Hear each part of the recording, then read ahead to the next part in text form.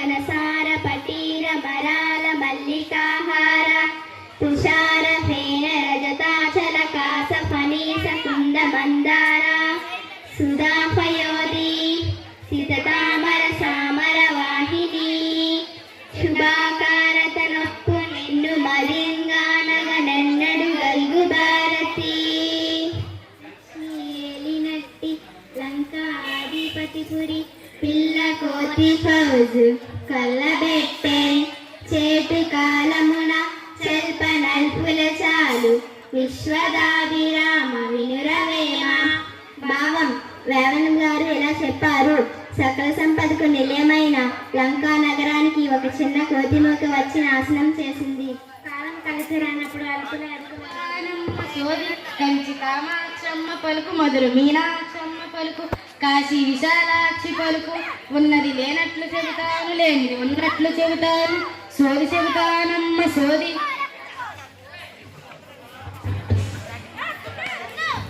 అయ్యా మీ చెయ్యవండి అయ్యా సోది చెబుతాను. మీరు సింహం లాంటి వారు ధర మీరు ఈ బడి అభివృద్ధి కోసం ఎంతో పాటుపడుతున్నారు ధర. మీరు మంచి నాయకుడు అవుతారు ధర.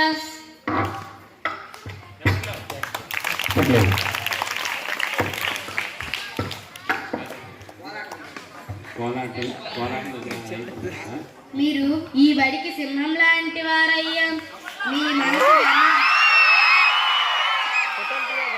మీ మనసు వెన్నయ్యా. ఈ చెయ్యి అందరికీ దాన ధర్మాలు మీ బడి పిల్లల్ని మీ సొంత పిల్లల్లా చూస్తారయ్యా.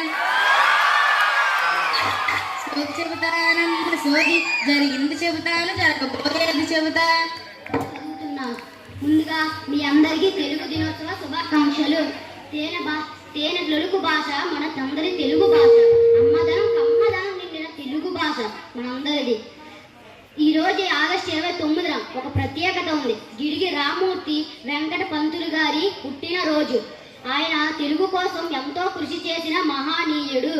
తెలుగు కన్నా పాల కన్నా పంచదార కన్నా తేనె కన్నా తీయనైనది మనందరి తెలుగు భాష. రాతలో అతి సుందరమైనది మనందరి తెలుగు భాష. ఆంగ్ల భాష అన్నం పెడుతుంది, నేను కాదనను. కానీ మన తెలుగు భాష పక్కవారికి కూడా అన్నం పెట్టమంటుంది. దేశ భాషలందు తెలుగు లెస్స అన్నది శ్రీకృష్ణదేవరాయలు అనేది మీరు వినే ఉంటారుగా. దీన్ని బట్టి మనకు తెలుస్తున్నది ఏమిటంటే మన తెలుగు భాష ఎంత గొప్పదో. మన మాతృభాష తెలుగు అయినందుకు మనం ఎంతో గర్వపడాలి. నాకు ఈ అవకాశం ఇచ్చినందుకు తెలుగు దినోత్సవం నాడు తెలుగు గురించి మాట్లాడడానికి ఈ అవకాశం ఇచ్చినందుకు మీ అందరికీ నా ధన్యవాదాలు.